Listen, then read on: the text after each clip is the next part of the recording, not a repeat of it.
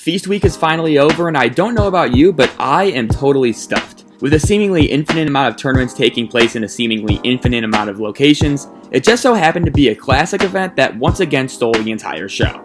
And of course, that event was the Maui Invitational. With 7 standout teams in Louisville playing in a gym that seats 2,400 people and features the most forgiving rims in college basketball, you knew Maui was gonna be a good time. And boy did it deliver. While I could go on and on about how awesome the Maui Invitational is, I want to talk about the team that won the event, the Arizona Wildcats. After losing 3 players to the first round of the NBA draft, many, including myself, didn't see the Wildcats reaching the same heights they did a year ago. But it became abundantly clear in Maui that this team didn't miss a single beat. So with that, let's take a deeper look at what sparked Arizona's dominant showing and how they ran through the Maui Invitational.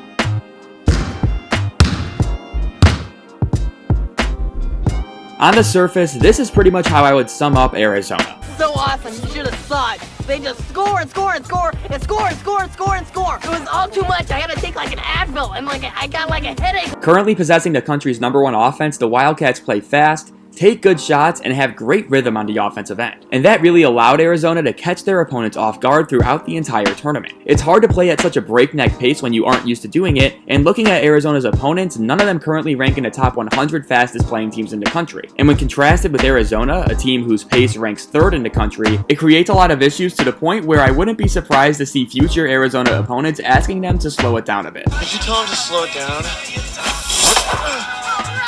you tell him? Key to this play style is big man Azuolas Tubelis, who has been thriving in transition under Tommy Lloyd. Tubelis so far is averaging 19.3 points and 8 rebounds a game, while shooting 72.3% from the floor. A big reason for why he's been so efficient is because of his hustle on the offensive break. Tubelis is great at running the floor out of a miss, and this allows him to either get an easy layup or establish prime position on the block for post-ups. You'll notice here that Tubelis isn't even in frame when Arizona gets the ball, and that's because he's already sprinted down the floor and established post position where Arizona can find him for an easy layup. And on the very next possession of this game, he'll sprint down the floor off of a Cincinnati miss, and Kriisa delivers a perfect pass to find him for a layup. Tubelis' rim running also opens up space for teammates in transition, as his presence forces defenders to commit to him in addition to worrying about the ball. Watch here how Tubelis' full court hustle occupies Creighton's Trey Alexander, thus clearing the lane for an easy Oumar Ballo layup.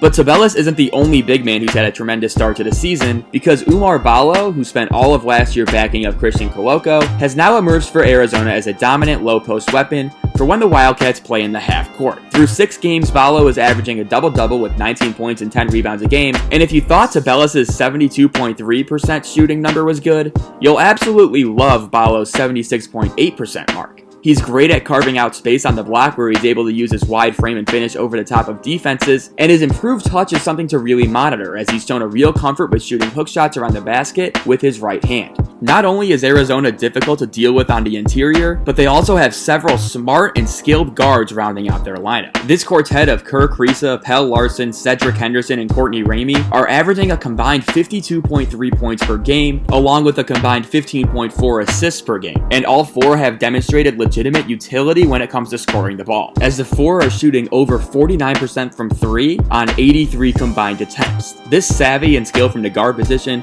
only adds to the variety of ways Arizona can hurt a defense, as all the guards are comfortable scoring in transition situations, like here when Cedric Henderson realizes Pelle Larsson is wide open for 3 as a trailer, or scoring within the flow of the half-court offense. And because Tubelis is such a good passer and screener, Arizona will often use this high ball screen set, which leads to a lot of open shots for its guards. Here you'll notice big man Henry Vesar trying to get Cedric Henderson open on a DHO, but when that fails, they flow into a ball screen with Kriisa, and while that's going on, Azuolas Tubelis is sealing his man to free up Courtney Ramey for a backdoor layup. Overall, with Arizona's interior presence, 3-point shooting, and a game plan that plays to its roster's strengths, the Wildcats currently have the best offense in America, and they show no signs of slowing down anytime soon. Sure, Maui does tend to favor the offense, but I think Arizona's attack is legit, and they should be terrorizing defenses for the entire year. Thanks so much for watching, and give me your thoughts below.